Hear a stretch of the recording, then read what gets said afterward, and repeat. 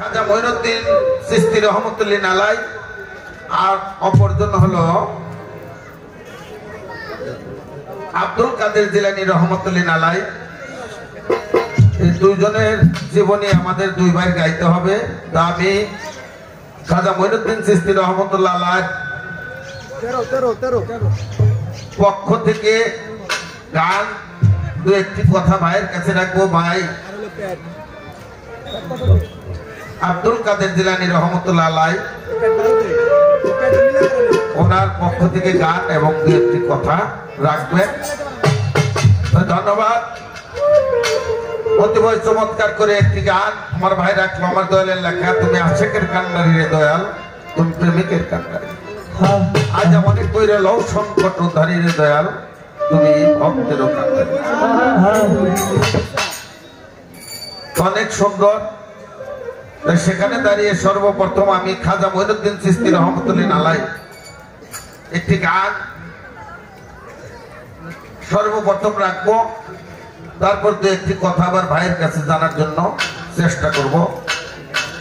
কারণ যে খাজা মঈনুদ্দিন চিশতি রহমতুল্লাহ আলাইহ এই ভারতবর্ষে না আসলে আমরা আজও মুসলমানের সন্তান এটা দাবি করতে পারতাম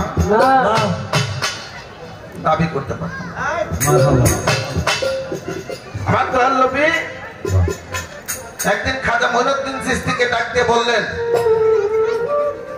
স্বপ্ন যুগে যে হ্যাঁ মঈনুদ্দিন তুমি ভারতবর্ষে চলে যাও।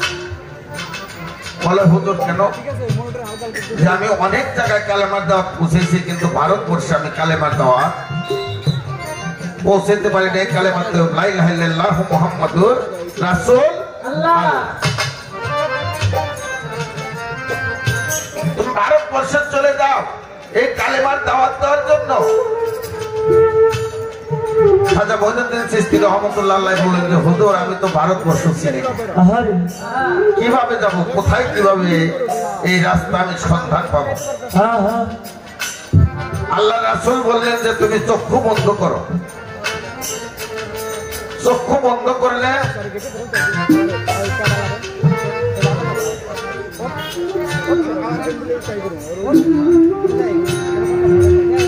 চক্ষু বন্ধ করলে ওনার হাতের ভিতরে একটি আপেল আসলেন।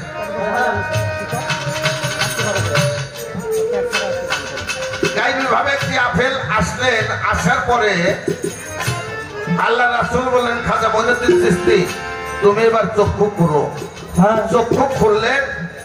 উনি কিভাবে কোথায় থেকে কিভাবে আসবে, কার সাথে যুদ্ধ করবে, সমস্ত কিছু ম্যাপ, কোথায় তাবু করবে, সমস্ত কিছু ম্যাপ এই আপেলের ভিতরে পাইছে।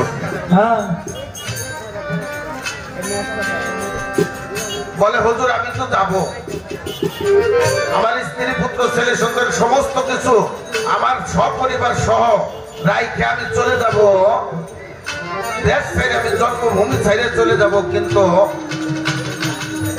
যাওয়াতে আমার লাভটা কি? বলে এই লাভ হবে এই পুরো ভারতবর্ষটাই তোমার কদমের উপর আমি রাইখে দিলাম।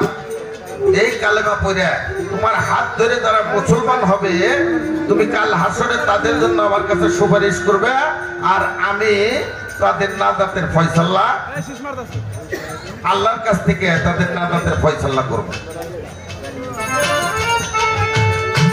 আমার খাজা বাবা চলে আসলেন কালেমার দাওয়াত নিয়ে। উনি ভারতবর্ষে আইসে 96 থেকে 97 লক্ষ মানুষ মুসলমান করলেন কালেমা পাঠ করে। কাল হাসরের দিন আমার খাজা বাবা এই ভারতবর্ষটাই তার পায়ের পর রেখে দিছে এবং দয়াল নবীর কাছে যার জন্য সুপারিশের দরখাস্ত করবে কাল হাসরের দিন দয়াল নবী তার জন্য সুপারিশ করবে। যিনি খাজা বাবার হাত ধরে এই কালেমাকে বিশ্বাস করে তওবা পড়ে আহলে বায়তের অন্তর্ভুক্ত হলো, তিনি একমাত্র নবীর উম্মত হলো। সেই মহান ওলি তার জীবনে গাইতে হবে। আমাদের মাঝে আমার তালই আসছেন সারদান সর্দার, বাজানের প্রতি সালাম শ্রদ্ধা রাখি। ধন্যবাদ।